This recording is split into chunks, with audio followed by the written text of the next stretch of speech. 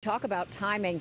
The commuters getting stranded here just as they roll out brand new signal technology. This coming as the MTA wants more from riders. $3 fares, 4% hikes on the LIRR and Metro North, and 8% on bridges and tunnels.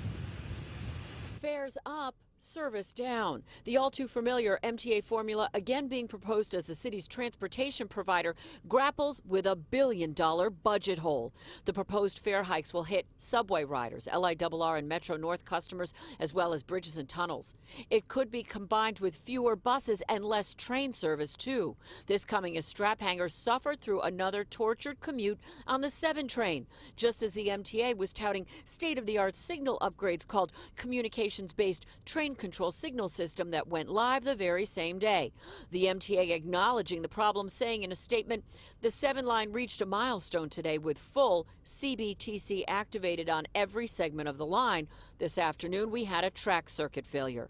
Customers will soon enjoy the enhanced reliability and eventually increased train frequencies that CBTC allows, as currently seen on the L line. Tonight, a public hearing allows riders to weigh in on the new fares.